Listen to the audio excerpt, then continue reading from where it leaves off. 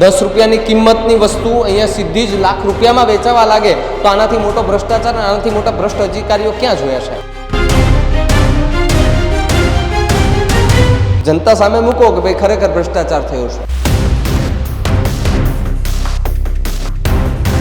અમારી ગામની તો 50% છે, બાકી તો એમને પડી રહેવાની જ છે. બાકી એને આંકડાથી કોઈ મતલબ હોતો નથી, કારણ કે ત્યાં સુધી આંકડા પહોંચતા પણ ન હોય. આવા નકશાઓ માર્કેટમાં લેવા જાઓ તો 200-250 રૂપિયા મને મળી જાય ભાઈ.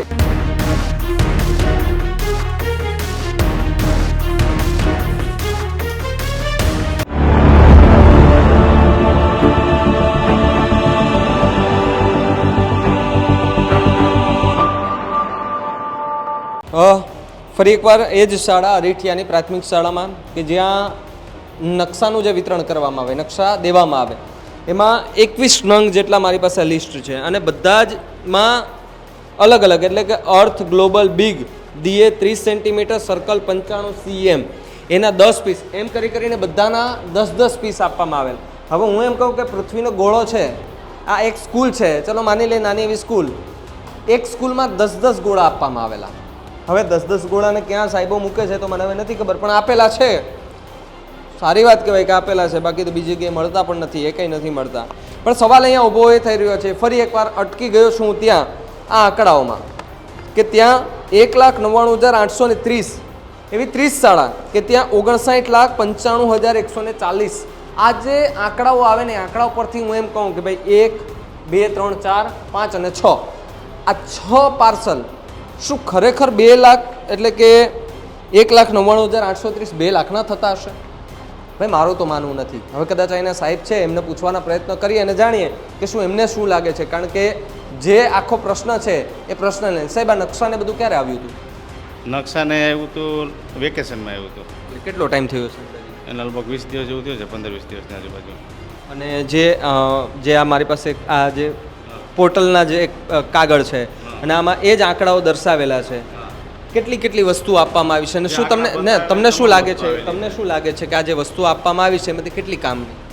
અમારી ગામની તો 50% છે, બાકી તો એમને પડી રહેવાની જ છે, કારણ કે અમારે ક્લાસ નાનો છે, અમારે 95ની સંખ્યા છે, એટલે એટલી બધી જરૂરત છે. એની જરૂરત છે ખરો, ના નથી પડતા. સ્કૂલમાં જરૂર છે ને કામ કર્યું છે, સારું કર્યું છે ને આપણે જરૂરત પણ છે, પણ ઓછાની જરૂર છે. એટલે મારું કહેવાનું એમ છે, તમે આપો એમાં કંઈ વાંધો નહીં, પણ સંખ્યા પ્રમાણે આપતા હોય તો વધુ સારું.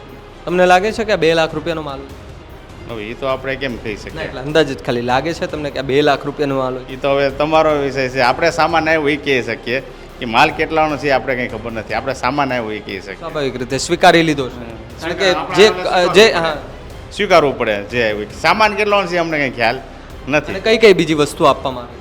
બીજું તો એક આરો પ્લાન્ટ છે એ આપવામાં આવ્યો, ઉપર છે આપણે વિજ્ઞાનની કીટ છે એ આપવામાં આવી, આટલી વસ્તુ આપવામાં આવી. આ છેલ્લા સ્વચ્છતાને આપવામાં આવ્યું, હા, સાવરણા ને બધું, સાવણા ને બધું. હા, સ્વાભાવિક રીતે કે સ્કૂલોએ તો સ્વીકારવાનું હોય કે જે એમને જે વસ્તુ આપે સરકાર અથવા તંત્રમાંથી જે મળતી હોય એ વસ્તુ એમને સ્વીકારવાની હોય, બાકી એને આંકડાથી કોઈ મતલબ હોતો નથી, કારણ કે ત્યાં સુધી આંકડા પહોંચતા પણ ન હોય. આ તો સ્વાભાવિક રીતે કે પોર્ટલ હોય તો એમાં આંકડાઓ બતાવતા હોય ત્યારે આપણને ખબર પડે ગો બાપરે આટલો બધો ભ્રષ્ટાચાર થયો છે.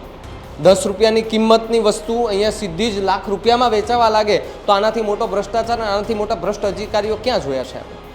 ગીર સોમનાથ જિલ્લાના એ અધિકારીઓને પણ વિનંતી છે, કલેક્ટર સાહેબને પણ વિનંતી છે કે એકવાર તપાસ બેસાડો, એક એજન્સી એવી લાવો જેટલી સ્કૂલોમાં જ્યાં આ ડિવાઈડ કરીને જ્યાં વિતરણ કરવામાં આવ્યું છે ત્યાં આ કાગળ છે, તમારી જ વેબ પોર્ટલ છે, સરકારી વેબ પોર્ટલ, એની ઉપરથી બધું ઉતારેલું છે, આંકડાઓ તપાસ કરો અને જણાવો એકવાર, જનતા સામે મૂકો કે ભાઈ ખરેખર ભ્રષ્ટાચાર થયો છે.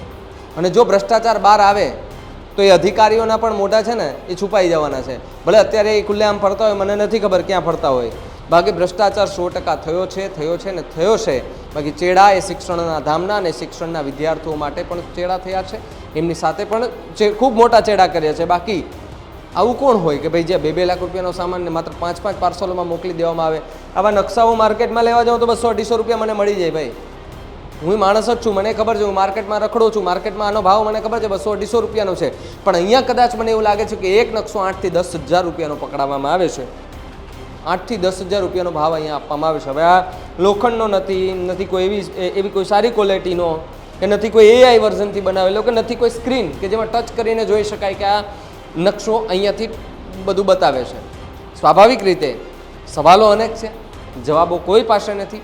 એ અધિકારીઓને પણ વિનંતી છે, એકવાર આવે, એકવાર જુએ, તમારી નજરે જુએ અને તમે પણ જુઓ કે શું ખરેખર અહીંયા ભ્રષ્ટાચાર થયો છે કે કેમ. કારણ કે આ બદબૂ મારા સુધી તો પહોંચી છે કે અહીંયા ભ્રષ્ટાચાર થયો છે. તમારું શું માનવું છે કમેન્ટ બોક્સમાં ખાસ લખજો. જોતા રહેજો ન્યૂઝ રૂમ. નમસ્કાર.